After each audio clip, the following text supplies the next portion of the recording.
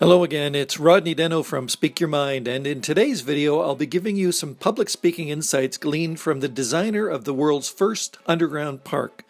The speaker we're looking at today is Dan Barasch and his TED Talk. Now, whether you're giving a high-stakes presentation at work or just showing your vacation photos to family members, you have to first get their attention so they are focused on you and what you have to say. Listen to how Dan Barasch opens his talk. My dream is to build the world's first underground park in New York City. Now that's impressive. With 14 words said in 4.5 seconds, he reiterated a version of the title of his talk, personalized it by telling us it is his dream, and added more context by saying it's going to be the world's first underground park. But for the listeners, such an ambitious goal and a bold statement will create questions in their minds like, why would you even want to do this? Leaving nagging questions in the minds of our listeners will distract them from listening to us. The best way to deal with these unspoken questions is to acknowledge them up front and answer them in our talk. Listen to how Dan Barasch deals with this in the beginning of his talk. Now, why would someone want to build an underground park, and why in New York City? So, in only another 16 words, he's acknowledged the nagging questions that some audience members might have, and by doing so, he's also indicating that he will answer the questions as the talk proceeds.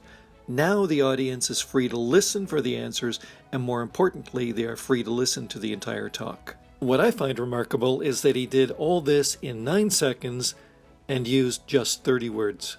Before we look at more of his talk, I want to circle back and look at the title of his talk because it's equally as impressive as his 9-second introduction.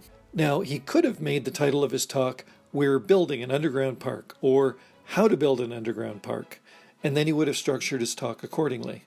But to my mind, those titles and the resulting talks would be nowhere near as interesting as "A Park Underneath the Hustle and Bustle of New York City."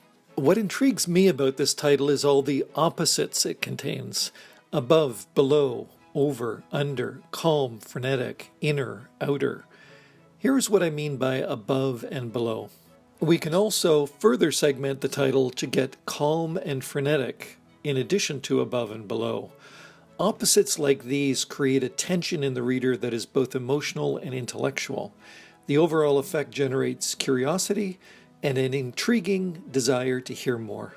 Hey, if you're getting value out of this video and want to get notified when more videos are published, then click the subscribe button and the bell icon. And now back to the video. Pictures, graphics, and videos are often used in talks to give a deeper and more meaningful context to different aspects of the talk. And in some talks, these visual elements can tell a story all by themselves. This is the case in Dan Barasch's talk. To show you what I mean, I've taken all the pictures and graphics in Dan's talk and created a version of his talk with just the visual elements and a minimalist narration that gives his talk in under 2 minutes. See what you think. My grandmother and her siblings immigrated from Italy to the United States just over a century ago. And like many immigrants, they arrived on the Lower East Side of New York City. I've always been fascinated by the history of old New York, and my grandmother would tell me stories. The New York City I grew up in felt built up. After working at various jobs around the world, I came back to New York City with an even stronger desire to make the world a better place. In 2009, a friend told me about an underground trolley terminal that had closed in 1948, around the time my grandparents were living in the area. We were fascinated when we saw a space the size of a football field immediately below the heart of the Lower East Side, one of the most crowded neighborhoods in the city. We started thinking about how we could turn this site into a public green space. Our plan is to draw natural sunlight underground by using a system that harvests sunlight from the street above so we could grow plants and trees. We want to take a site that looks like this today and transform it into something that looks like this.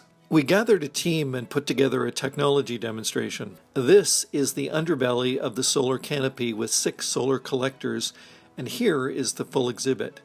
You can see the solar canopy overhead with an entirely live green space below. This is how the neighborhood above the site would look after some major redevelopment. And this is our rendering of how people would enter the underground park. We would literally peel up the street and invite people into this warm green space. It would be a four-season space and a respite from the hustle and bustle of the city above. So that's my version of Dan's 6-minute TED Talk, done with just pictures, graphics, and minimal narration, and in 1 minute and 45 seconds. The point of this exercise is twofold. First, it's to show you that a sequence of pictures and graphics can tell a story all by themselves. And secondly, by doing this kind of exercise, you can identify where a picture, graphic, or short video with some minimal narration could replace a lot of words and at the same time add more depth and meaning to your talk. So there you have it, the top 4 public speaking insights gleaned from the designer of the world's first underground park. If you found this video valuable for your own development as a speaker, then click the subscribe button and the bell icon. By doing so, you're helping strengthen this channel so it can reach an even larger audience. Thanks, and I'll see you in the next video.